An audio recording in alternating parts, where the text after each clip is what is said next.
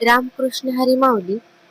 काल चैत्री वारीनिमित्त दर्शन घेण्यासाठी पंढरीला आपल्या पावन नगरीत आपल्या विठुरायाच्या नगरीमध्ये आम्ही गेलो होतो.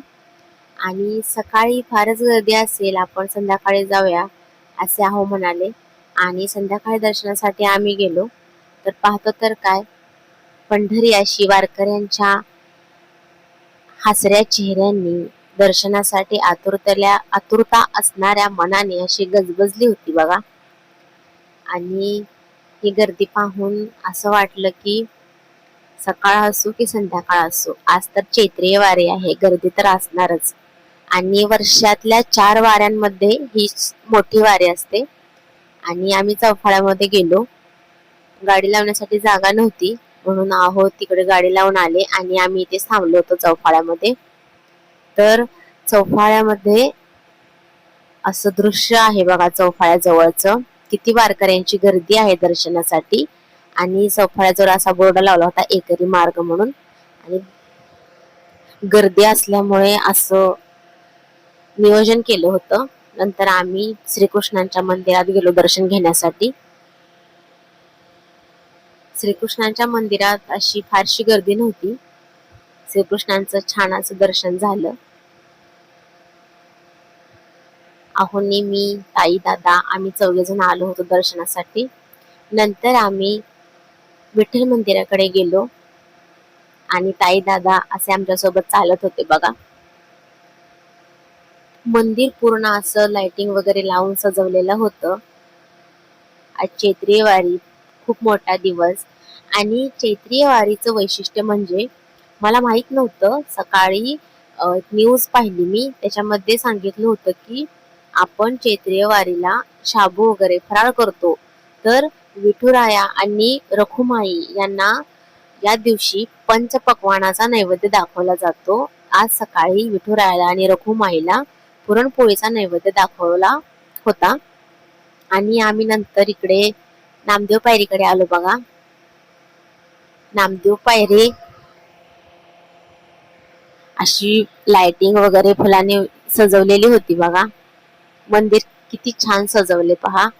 आणि असं फुलांनी विठुरायांचं मुख इथं दर्शवलेलं होतं फुलांवरती.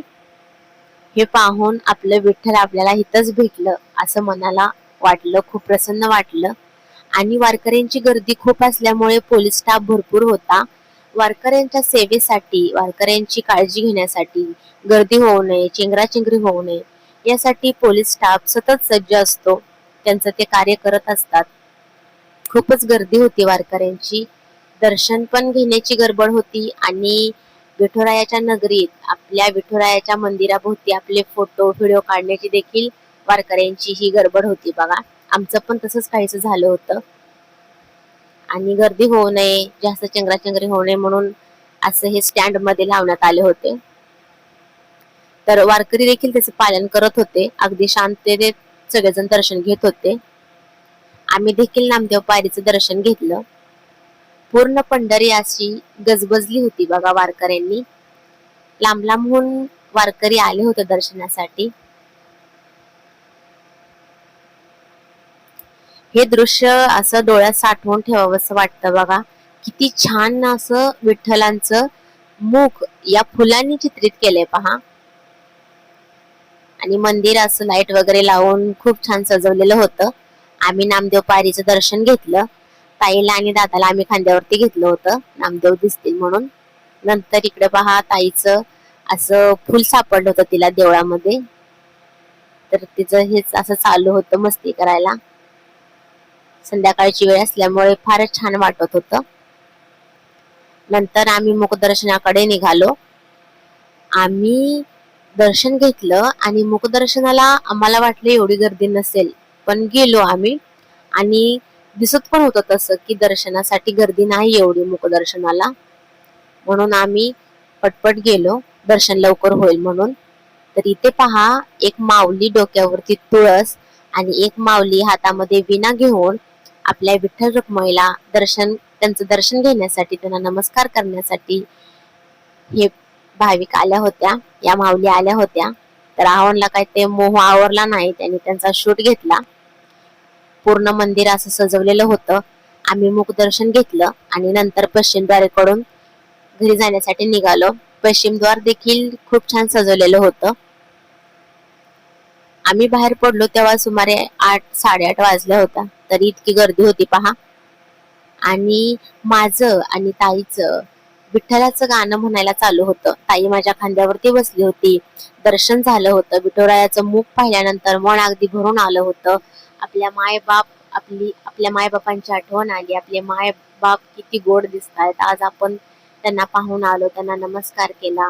त्यांना पाहण्यासाठी, त्यांचं दर्शन घेण्यासाठी किती भाविक आलेत हे सगळं पाहून मन अगदी भरून आलं. आणि आम्ही दोघी मोठमोठ्यानं विठ्ठलाची गाणी म्हणत होतो. ती माझ्या खांद्यावर बसली होती आणि खूपच छान आमचं दर्शन झालं. आणि ताई माझ्या खांद्यावरती अशी बसली होती बघा. खूप मस्ती करत होती ती. हसत हसत खेळत आम्ही दर्शन घेतलं. तर कसा वाटला व्हिडिओ? लाईक करा, शेअर करा, सबस्क्राईब करा.